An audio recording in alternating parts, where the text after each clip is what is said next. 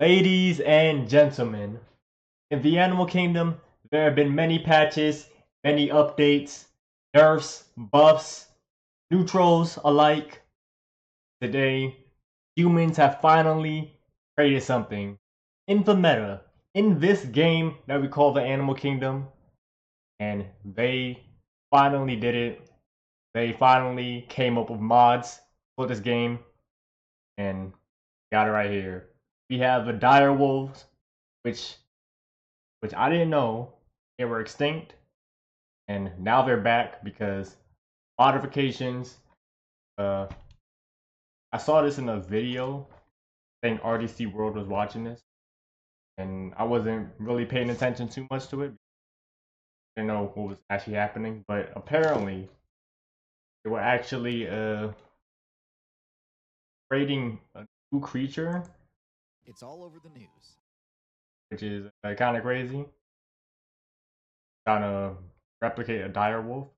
I don't know how they did it or if it was successful, but we're gonna check it out from TierZoo. Also, what is up, y'all? My name is Dalen, and today we're checking out TierZoo. Our dire wolves are going to be overpowered again. Overpowered? I don't know. Well, let us check it out. And my favorite animals are wolves. Love to see it. You know, TierZoo gotta say about this. Outside's modding community has Hold on, make sure my audio. successfully managed to mod the direwolf back into the game as a playable character again. While Eh. obviously He's not picking up on more. Alright, let's get into it. it's all over the news. Outside's modding community has successfully managed to mod the direwolf back into the game as a playable character again. While obviously this announcement generated a ton of discourse around the scientific and ethical implications of resurrecting extinct characters from previous balance patches, what I want to discuss is the potential impact this could have on the competitive metagame. Just how overpowered was the dire wolf back during the Ice Age? And where are they most likely to place? They were in the Ice Age? What? How big are they? First, let's discuss the direwolf's base stats. The easiest way to do this is to compare them to the grey wolf. So the most obvious difference is their size, as they were on average a solid 40% larger than the grey wolf, which gave them a much higher HP stat. This allowed them to tank hits that would potentially one-shot a modern wolf, a necessity given how powerful their hunting targets were. Their power stat was also significantly higher, even greater than you'd expect based on their increased size alone. Their broader, heavier skulls granted them a dramatically stronger bite force, enough to easily crack a bone. This is where the direwolf's stat superiority ends, though. The direwolf had a lower intelligence stat than modern wolves, on account of their slightly lower brain-to-body mass ratio. A lot of niggas back in the day were dumb. Makes sense. They learned and improved. You know? Gain more knowledge, less wars. I don't know. I don't pay attention to like that, but I'm assuming there's less war now. No. Enough that their ability to sense danger and avoid obvious traps apparently wasn't as sharp. Their legs were thicker In no World War. No. In no World War. He's not yet. Hopefully not. Hopefully there's. For stealth, the direwolf's no more white coat gave it a massive stealth bonus on snowy terrain, but was otherwise a bit worse than the versatile camouflage. I wasn't paying attention. Sorry, TierZoo. A bit less nimble and far less capable of distance running than the modern grey wolf. For stealth, the direwolf's bright white coat gave it a massive ability, not so low as to preclude them from using pack hunting tactics, but definitely low enough that their ability to sense danger and avoid obvious traps apparently wasn't as sharp. Their legs were thicker and comparatively shorter, making them a bit less nimble and far less capable of distance running than the modern grey wolf. For stealth, the direwolf's bright white coat gave it a massive stealth bonus on snowy terrain, but was otherwise a bit worse than the versatile camouflage of the greys and browns of the modern wolf. Their perception abilities were more or less comparable, and the same goes for the defense stat, as both relied on their thick fur as a form of light armor. As alluded to before, for direwolves, the metagame during the Ice Age was basically... Is that an anteater? What is that? Each hunt was sent... Is that a platypus bear? There is no way. What is that, bro? Is that... There is no way. They exist? There's no way. There's no way a platypus bear from what's that show? Not Avengers. Avatar: The Last Airbender. Platypus bear. Trying to figure out.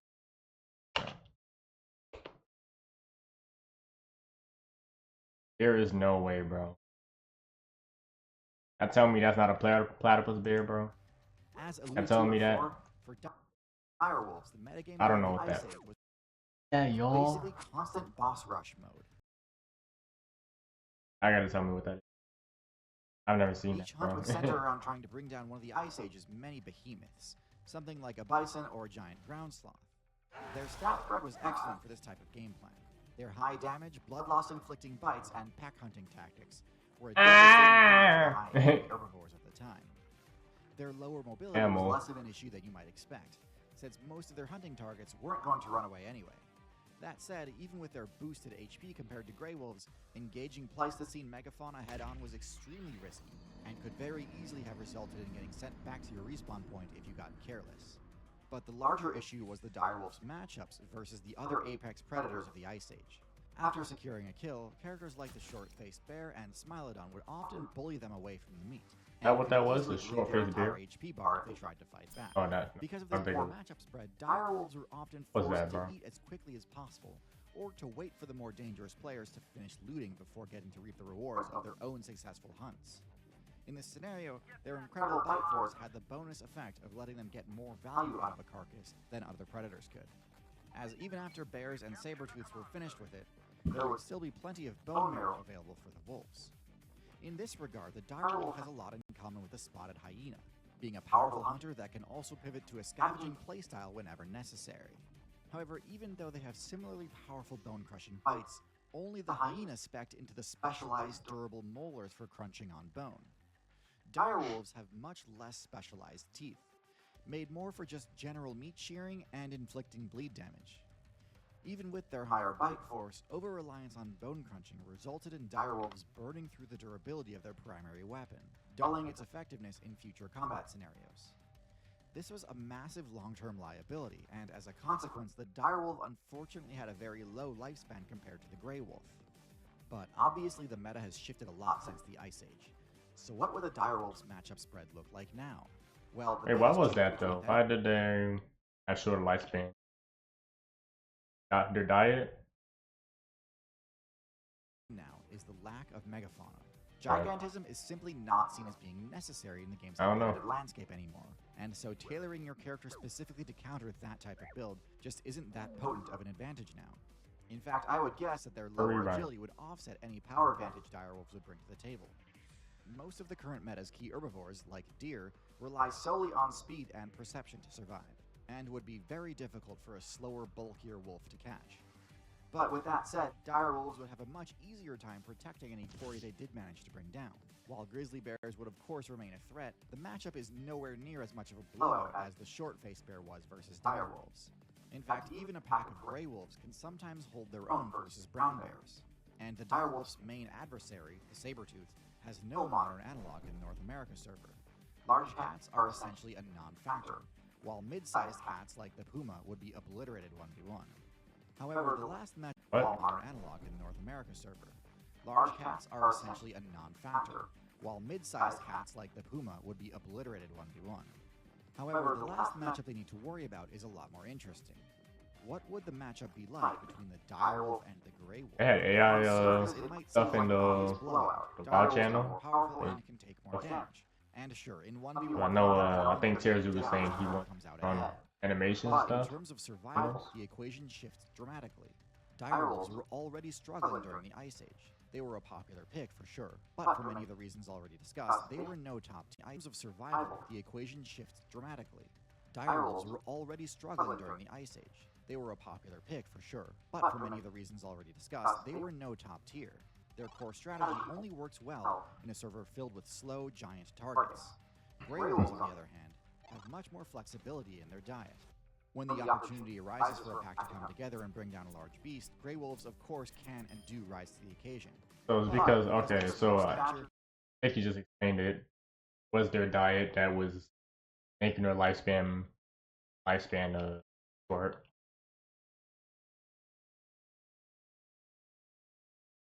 in a server filled with slow, giant targets. Grey Wolves, on the other hand, have much more flexibility in their diet.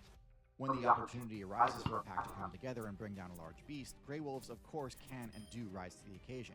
But, because of their smaller stature, they can subsist on smaller prey when necessary.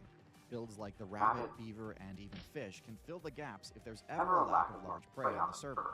Dire wolves, in addition to being too slow to reliably catch agile sprinters like rabbits, would not be able to thrive off of that diet. There's a reason that most other large predators function at least partially as generalist omnivores, with a broad skill set that can make use of a wide variety of food sources.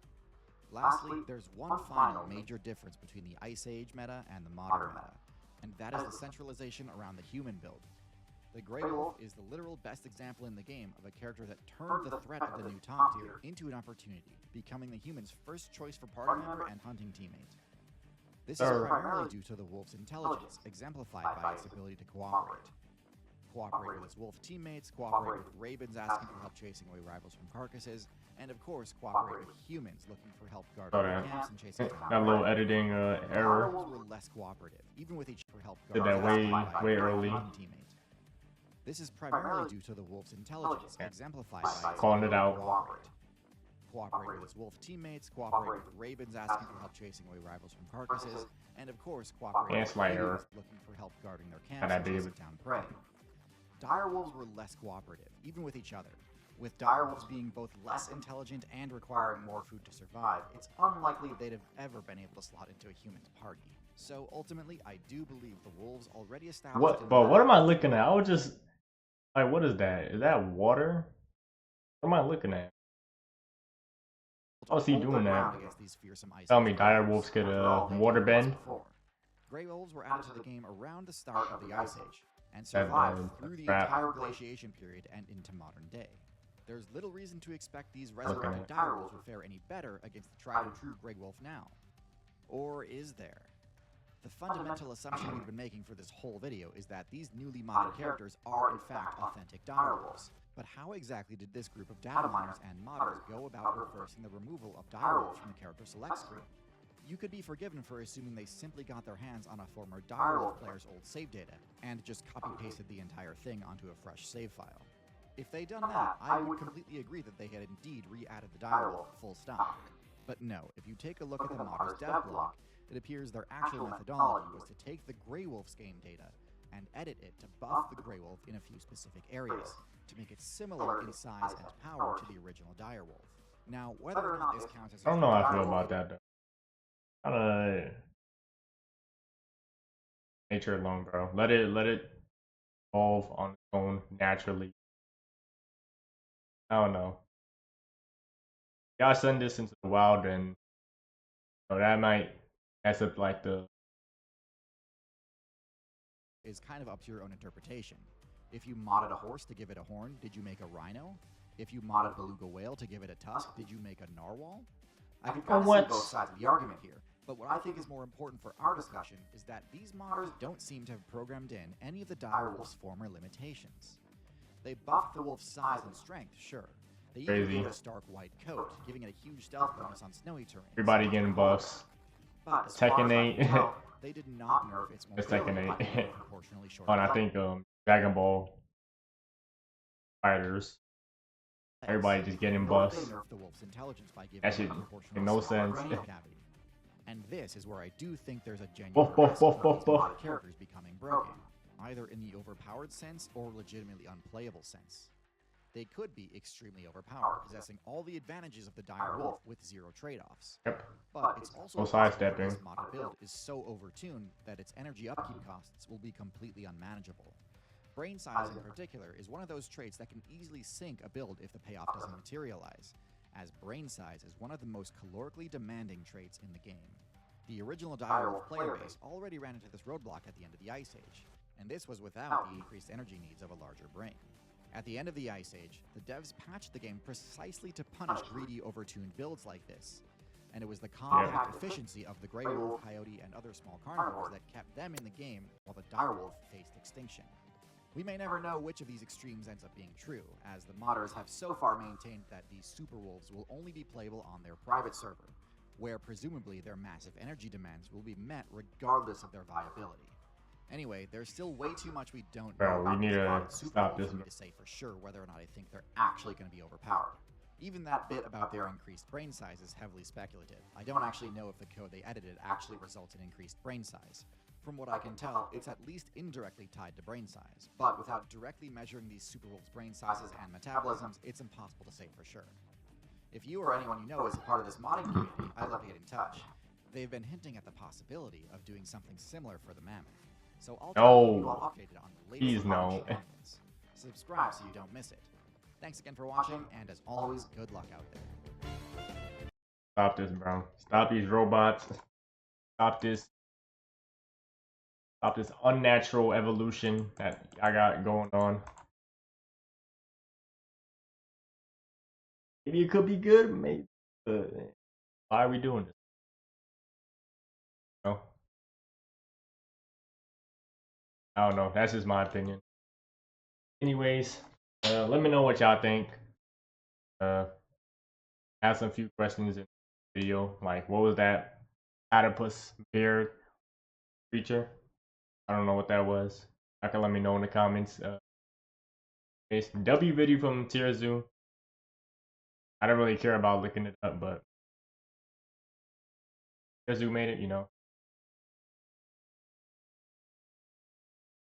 W video from TierZoo of wolves.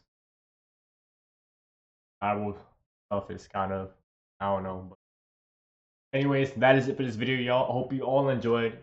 Yeah, leave a like on this video, subscribe for more content, and I hope you all enjoy. Peace.